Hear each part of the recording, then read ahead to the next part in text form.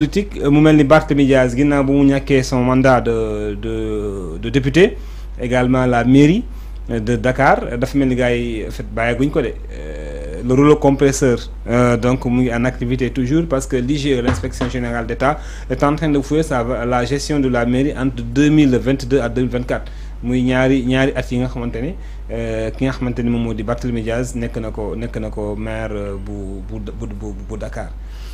Alors, il faut maintenant faire attention. Le problème est que les missions de l'IGE sont planifiées, programmées dans l'année. Je pense à échantillons, je pense que nous avons discuté comme expert, etc. Yo xamni dañ koy planifier. Donc duñu teub rek né dañuy dem mairie bi wala mairie bi wala mairie bi. Dañuy am par exemple ay échantillons, par exemple dañ nan année bi on va aller fouiller 3 mairies. Plus 3 agences plus nangam non la ñuy liggéeyee léegi nag il faudrait maintenant savoir mission bi kañ lañ ko planifier su fekkee ni ça a été une planification, comment on peut dire. Il y a une planification de certains maires, on a beaucoup de critiquer, mais il y a beaucoup de maires d'opposition, ils ont IGE, ñom le ciblé.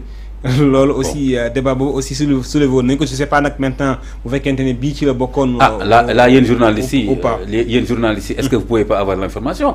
Et je pense que cette information doit être claire. C'est-à-dire que surtout que léegi wax nañu affaire alerte wax affaire droit à l'accès à l'information, même si c'est limité, et c'est forcément limité parce que ñoo nekkoon ci opposition bi lu ne ñu ne ñëpp ci war a yem ak nangam léegi ñoom ñu ngi commencé wax naan waaw mais c'est encadré c'est nangam voilà tant mieux maintenant le IGE aussi, c'est un rapport, c'est vrai. D'abord, je me demande d'ailleurs, le pouvoir passé actuellement, est-ce qu'il règle un problème? Moi, j'ai toujours été comme ça. IGE, de forum autonomie, rapport en tamit. IGE, c'est toujours basé au palais. Logé au palais, ouais. Donc ça ne bouge pas. C'est un rapport, c'est d'abord soumis au président. Ouais.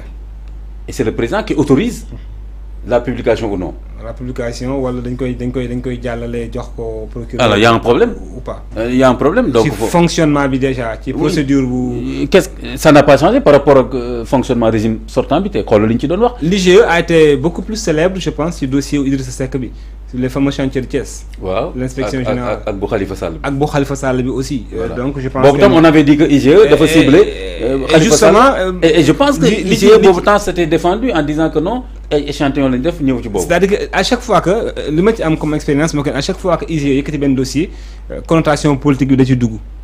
Du camp de l'opposition bien sûr ñi nga xamante ne du ñoom dañ naan opposition la parce que dañ naan ça pourrait être quand même commandité à partir du palais parce que justement ñu ngi nekkee ci palais war a am benn devoir de rendre compte bi nga xamante ci chef de l'État aussi loolu je pense que dafay xaw a tënk liggéeyam di ko gàkkal aussi. waaw man je pense que par exemple loolu ci dialogue national bi ñu defoon dialogue politique bi xam nga yeneen ak yéen waroon nañ ko boole ci dossier yi parce que kuy wootee transparence dégg nga lu mel ne IGE mën nañ ko jox en tout cas plus d'autonomie plus de nangam ba nga xam ni tey ji par exemple CENTIF. Je pense ils ont une autonomie telle que. kenn mënu leen xasee rapport bu paree rek mën nañ ko transmettre wala sax dañ koy transmettre. dañ koy transmettre pôle financier. Voilà ñooñu aussi jox ko procureur directement kooku il a l'obligation de voilà prendre le dossier dans le IGE par exemple nañ ko jox même statut mu mel noonu nga xam ni day def ay enquête am su paree rek joxe rapport am ci directement au niveau de la justice nangam et cetera donc mais bàyyi ko ba tey présidentiel dañ ko doon critiquer démb naan dañ koy manipuler politiquement bàyyi ko ba tey muy jox rapport bi président loolu encore problème la. léegi pourquoi président di jot rapport man loolu tamit wax dëgg fa yàlla ñun suñu réew yi tamit dañoo dafa doy waar de lu tax président ñu ko jox rapport yu ni mel président yi moom nañ. mën nañ ko jox copie rek. nañ ko jox copie rek après li ci des ñu xool naka la ko justice réglé mais. justement waaw manque de kii rek waaw manque de transparence du loolu rek ak am na yeneen institution yeneen mécanisme yu bëri yoo xam ni ça aboutit toujours chez le président ak c'est le président qui décide finalement d'en faire moo tax Macky Sall bi mu waxee ay coude yooyu la rek. loolu moo ko indi. mais et pourtant coude boobu. pourtant mën nga wax ni ci loi bi. may nañ ko. mais opposition tamit nangu ko dégg mais nekk nii. man sax maa ngi doon comprendre sens coude bi nekk de loi may na ko. c'est ça ci IGE bi. waaw ci IGE par exemple ak yeneen sax am nay xool am nay enquête administrative interne. Ibrahima c'est remis directement. waaw am nay enquêtes yoo xam ni c'est remis au ministre. et le ministre il remet au premier ministre qui remet au président ay enquête interne yoo xam ne yow yaa ngi toog fi nii am na tey am na agence wala dara boo xam ne am na fa ay problème yu am ñu def ay enquête interne administrative gis nga par exemple problème Prodac bi bi mu commencé ba indi problème en fait bañ commencé coow te c'est Amadou Ba il avait fait une enquête interne mais rapport boobu après moom lañ doon wax naan génn naa génnul c'était une enquête interne administrative interne ça c'est pas l'IGE c'est vrai donc ministère des finances am na ay mécanismes même loolu tamit fan lay jaar ba kan moo koy njëkk a gis yooyu des na de moo tax régime bii di wax jubal jubanti il y a encore tellement de choses yu ñu war a jubanti en termes justement de transparence d'autonomie et cetera comme ñu ngi wax ay OFNAC léegi gis nga jox ko liberté totale li kii et cetera kon tam IGE même ci presse bi sax ba tey ñu ngi naan am na dossiers yu ñu déclassé gul. c'est vrai kii ba muy jógee kii mi ngi koy wax mon ami là ki nekkoon forum civil. ah Birahim Seck. Birahim Seck. ba mu fay jógee mi ngi doon réclamer ay rapport c'est vrai te kenn du ko ci tontu nag de. te doo ko tam dëkk tam député yi relayer li mu wax te pourtant il part dans le cadre de la transparence amul dara lu mu wax pour intérêt boppam. donc des na.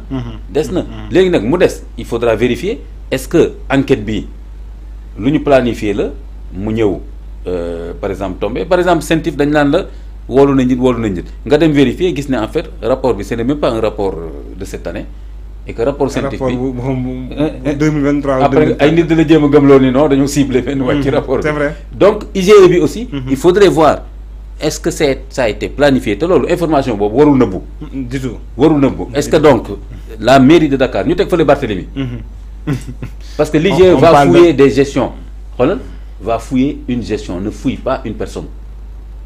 c'est la gestion d'une équipe. voilà d'une équipe waaw kay bon forcément nag équipe ba maire bi mooy voilà mooy. conseil municipal bi moom mooy gérer à la diriger. voilà mooy ordinateur de budget le maire kon lu ci mën a am Khalifa Sall xam na ci dara mais maintenant il faut voir comment c'est planifié est-ce que lii lu ne këtt ne jonn la en ce moment effectivement. on est fondé de soupçonner de suspecter cette enquête-là. Par contre, ce fait que c'était planifié, en ce moment-là, il y a pas à crier au complot ou je sais pas quoi. C'est-à-dire que le contexte aussi pour Khalifa Sall, pour Barthélémy Diaz, moi, quand même, c'est dur. Son sort, quand même, c'est un peu dur sur le plan politique. Déjà, successivement, mon père Dep, c'est le droit également qui a été dit, parce que les décisions judiciaires également qui lui ont fait perdre et son mandat de député et son mandat de maire. Donc voilà, lié aussi beaucoup de gros. Ouais, c'est dur, mais politiquement métti. Ibrahim, politiquement métti. Lié politique là, politique ak loi dafa métti, etc. Mais li dur na. Mais il y a des hommes politiques et des femmes politiques même dans le monde entier qui ont vu pire que ça. xam ne li ñu dund ci politique kii dundul genn wàll bi xoolal par exemple man souvent dama koy citer comme exemple de résilience quoi politique le président actuel du Brésil. Lula. waaw mais xoolal âge am déjà. il a fait un cancer. ba presque ñu ngi koy wax affaire ay phase terminale xam nga lan bopp bi yëpp kii nii. traitement chimique comme chimiothérapie. ba mu dem village am ne presque kii nii. après mu amaat genre am na benn ñu koy tuddee en médecine mu wér. après tëjoon nañ ko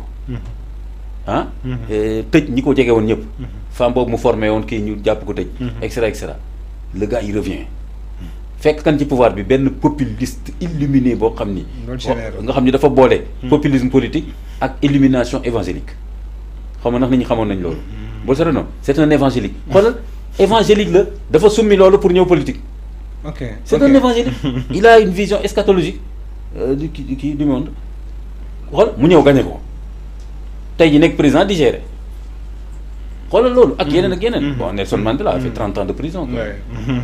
30 ans.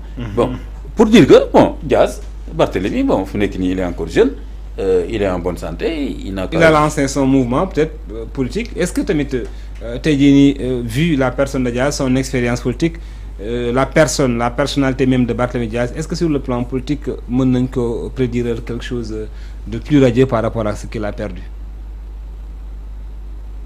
Non, difficile. Bon c'est vrai que ci landerneau politique bi nii ci ñi ci gën a ràññeeku le bokk.